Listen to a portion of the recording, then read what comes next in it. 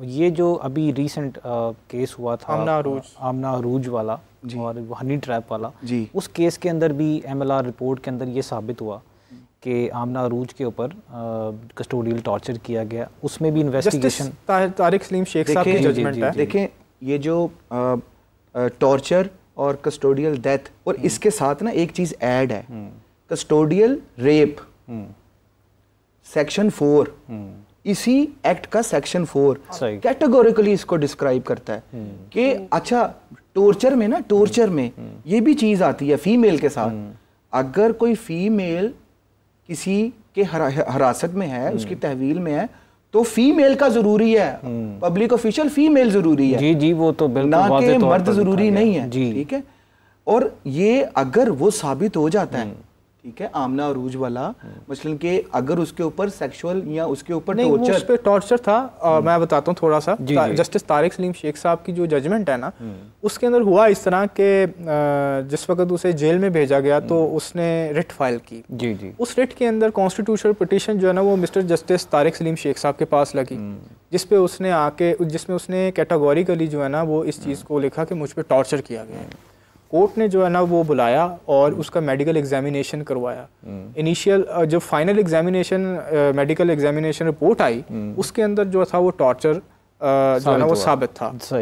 ہوا اس طرح کہ کورٹ نے جو ہے نا وہ ڈائریکٹر ایف آئی اے کو ڈائریکشن دے دی کہ آئی او کے خلاف جو ہے نا وہ کمپلینٹ رپورٹ کی جائے. اچھا، اس کے اندر جو اچھی بات ہے نا اور اہم بات ہے وہ یہ ہے کہ کورٹ نے کہا جی پھر ہمیں ڈپٹی رجسٹرار جوڈیشل جو ہے نا اس کو اس ایف آئی آر اور اس کی انویسٹیگیشن کی پوری جو ہے نا وہ تفصیلات جو ہے نا وہ دی جائیں ود ان فیو ڈیز. صحیح، یہ ایک بہت اہم چیز ہے، کیونکہ میں اس کے اندر آپ کو بتاؤں گا. اس میں سہیل صاحب میں چاہوں گا یہ بھی بتائیے گا کہ جو انویسٹیگیشن آفیسر ہے اس کے خلاف کس حد تک کارروائی کی جا سکتی ہے. دیکھیں اس کے جو کسٹوڈیل ایکٹ ہے نا 2022 کا، وہ ایک کلیہ بتاتا ہے کہ آپ کو جو عام پاکستان پینل کوڈ میں مثال کے طور پہ اگر کسی کی کونی ٹوٹی ہے تو اس پہ کیا لگتی ہے 337 F5. وہی 337 F5 اگر کسٹڈی کے درمیان کونی ٹوٹی ہے تو 337 F5 اس کے خلاف لگے گی. ریپ ہے تو 376 جو ہے 377 جو اب ہو گیا ہوا ہے وہ لگے گا. صحیح.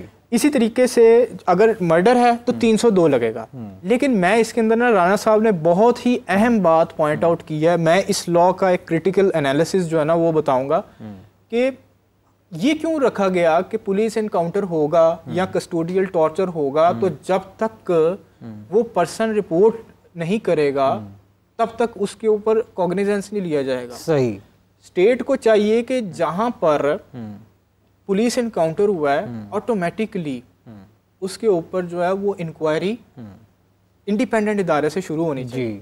ایک اور مزے کی بات بتاؤں، 1992 SCMR پیج 1983 سپریم کورٹ کی ججمنٹ ہے جس کے اندر انہوں نے کہا کہ کوئی ایسا انڈیپینڈنٹ ادارہ ہونا چاہیے جو کہ یہ پولیس انکاؤنٹرز اور کسٹوڈیل ٹارچرز کے حوالے سے انویسٹیگیشن کرے اور اپنی رپورٹس جو ہے نا وہ فائل کیا کرے. آپ اندازہ لگائیں کہ 30 سال بعد 1992 سے اگر 2022 اگر آپ لگائیں 30 ایئرز آفٹر اس لاء کو جو ہے نا وہ پرومولگیٹ کیا گیا. صحیح. اور اس کے اندر بھی کیا میکینزم رکھا گیا، جب تک رپورٹ جب تک جو ایگریوڈ یا کوئی بھی پرسن رپورٹ نہیں کرے گا تب تک اس کے اگینسٹ ایکشن نہیں ہوگا. تبھی تو میاں صاحب وہ اپنے اختیارات سے تجاوز بھی کرتے ہیں اور اس کے اندر اسٹیٹ کی رسپانسبلٹی ہے وہ کرے نہ کرے. اور سب سے بڑی بات یہ ان سارے جرائم جن کو ہم قانونی طور پر جس کو جرم کہتے ہیں، جو ایکسٹرا جوڈیشل کرائمز ہیں، اس کے لیے ان کے اندر کسی قسم کی کوئی ندامت نہیں ہوتی.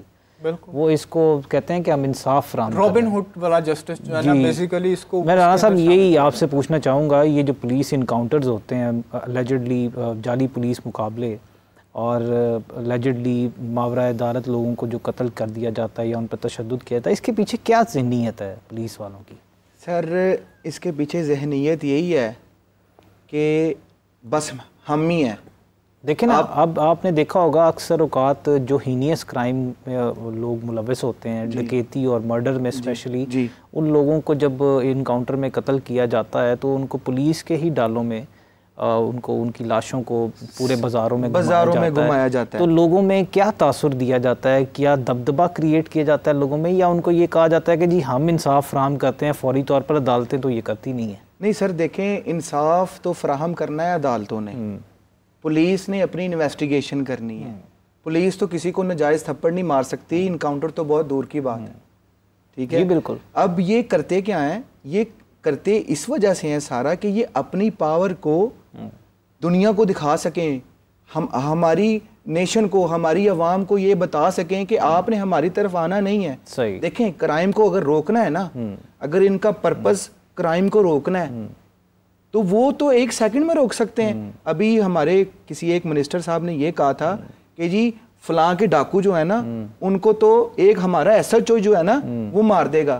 تو میں یہ کہتا ہوں یہاں پہ بڑے اثر رسوخ کے ساتھ میں آپ کو بتانا چاہتا ہوں, اور وہ یوٹیوب چینل بنا کے دندناتے پھر رہے ہیں. جی, اور میں آپ کو یہ بتانا چاہتا ہوں زبیر بھائی, میں آپ کو بتانا چاہتا ہوں کہ موسٹلی کرائم, اور میں کرائم کی آپ کو لسٹ بتاؤں نا سر, اور میں بلکہ سب کو پتہ ہے, ہر ایسا کرائم جس کو سوسائٹی برا کہتی ہے یہ اپنی سرپرستی میں کرواتے ہیں, ان سے منتھنیاں لیتے ہیں. اس کے سب سے بڑی مثال میں وہی آپ سے پوچھنا چاہ رہا تھا کہ جن لوگوں کو یہ FIR میں جو لوگوں کو اٹھاتے ہیں ان کو ہوٹلوں میں کیوں رکھتے ہیں؟ یہ سر دیکھیں پتہ کیا ہوتا ہے, یہ مثال کے طور پہ کاروائی کس کے اوپر ہوتی ہے, جو ٹائم سے پیسے نہیں بھیجتا.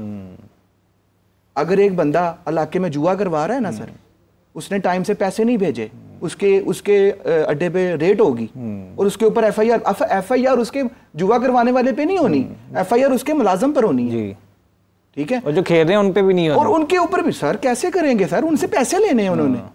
آپ بلیو کریں چرس کوئی بھی منشیات ہے, ان کو سب کا پتہ ہے کہ کون کہاں بیچ رہا ہے. نہیں پکڑیں گے سر, کیوں نہیں پکڑیں گے, پیسے کہاں سے لیں گے. بالکل.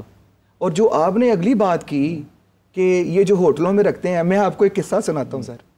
چلیں قصہ ہے کہ ایک نا میرے ایریے میں ایک نا ASI صاحب نا تعینات تھے, بڑے شدادے قسم کے ASI تھے, بڑے جیدار تھے. جیدار آپ سمجھتے ہیں نا میں کس کو کہہ رہا ہوں, جو ایسی ایکٹیویٹیز کرتے ہیں, سمجھ رہے, جو غیر قانونی, جنہوں نے ٹھیکہ لیا ہوتا ہے اس کام کے, جنہوں نے بس یہ ارادہ کیا ہوتا ہے کہ جی میں نے وہ ہر کام کرنا ہے جو ادارے میں بھی مشہور ہوتے ہیں سر, جو قانون مجھے اجازت نہیں دیتا, میں نے وہ ہر کام کرنا ہے جو مجھے قانون اجازت نہیں دیتا. انہوں نے کیا کیا, ان کے پاس ایک ٹپ آئی.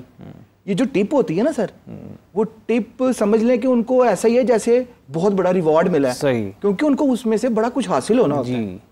وہ ٹپ آئی سر, وہ ٹپ کیا تھی کہ جی ایک بندہ منشیات لے کے آ رہا ہے, وہ جیسے ہی آتا ہے وہ اپنی حدود, تھانے کی حدود میں نہیں اس کو پکڑتا, وہ اس کو پکڑتا ہے کسی اور سائٹ پہ, تھانے کی حدود سے وہ وہاں سے پکڑ کے لے کے آتا ہے, اس کو ایک ہوٹل میں رکھتا ہے, وہاں پہ اس کو 6 سے 7 دن رکھتا ہے. اب وہ جس بندے کی منشیات وہاں پکڑی جاتی ہے, اب وہ بندہ بھی ایک بہت بڑا آفیسر تھا سر, ٹھیک ہے, اب وہ بھی ایک بندہ آفیسر تھا, ٹھیک ہے.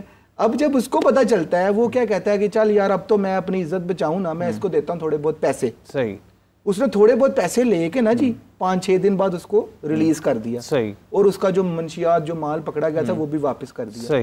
اور جب اس کو واپس کیا نا سر, وہی جو ماشاءاللہ سینئر آفیسر تھے, انہوں نے کیا کیا, انہوں نے یہ کیا کہ اسی ASI کے خلاف ایپلیکیشن دے دی. صحیح, اسی ASI کے خلاف ایپلیکیشن دے دی کہ جی اس نے میرے سے پیسے لیے ہیں, اچھا اتنے پیسے لیے ہیں. صحیح, ٹھیک ہے. اور جب اس نے پیسے لیے اور وہ جب چیز ثابت ہو گئی, ظاہری بات ہے سینئر آفیسر تھے, ٹھیک ہے, جب وہ پکڑا گیا تو اس کو ڈسمس کر دیا.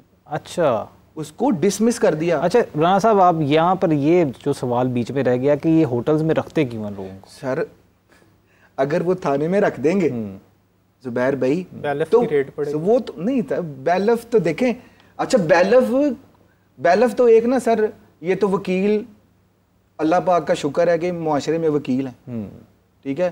اگر یہ بیلف نہ ہو نا تو پتہ نہیں کیا ہو. بالکل ٹھیک ہے, اس کا ڈر ہی نہ ہو تو پھر تو سر ان کو پتہ ہو. اب انہوں نے کیا ٹھکانے بنائے ہوئے ہیں, بڑی اچھی بات آپ نے میاں صاحب پوائنٹ آؤٹ کی, کیونکہ یہ ٹھکانے بھی کسی جگہ تک پہنچتے ہیں. انہوں نے ٹھکانے کیوں بنائے ہوتے ہیں کہ جی ریٹ آئے, بیلف آئے, وہ تھانہ دکھا دیں, رپٹ دکھا دیں اور وہ گھر چلے جائیں, بندہ نہیں ملے. اور ان ہوٹلوں میں ہونے والی جو غیر قانونی حرکات ہیں اس کے پیچھے سرپرستی بھی پھر یہی کرتے ہیں. سر سرپرستی, سر دیکھیں سرپرستی یہی ہے نا کہ سر پیسہ ہے. سرپرستی یہ نہیں ہے کہ انصاف دینا ہے عوام کو. یہاں پہ لوگ مرتے ہیں انصاف کے لیے. تھانے میں مجھے بتائیں, اپنا میاں صاحب آپ بتائیں یا زبیر بھائی آپ مجھے بتائیں, تھانے میں کوئی سائل بغیر خالی جیب کے جا سکتا ہے؟ نہیں. مجھے بتائیں اپنا جائز کام کے لیے نہیں جا سکتا, ملنے جا رہا تو جا سکتا ہے سر, نہیں وہ بھی نہیں جا سکتا. اچھا میری گزارش تو سنیں نا. اب ایک سائل ہے, وہ بیچارہ اسی دکھ سے نا, اسی پین سے وہ تھانے نہیں جا رہا کیونکہ اس کے پاس پیسے نہیں ہیں. اب ایک بندے کی چوری ہو گئی, اب وہ تھانے جائے گا, سنتری کو پیسے دے گا, آگے جائے گا مرر کو منتیں ترلے کرے گا, اس کو پیسے دے گا, وہ پھر ایف آئی آر اپنی مرضی سے کرے گا, 2-4 گالیاں نکالے گا. اور یار یہ کس نے بدلنا ہے کلچر؟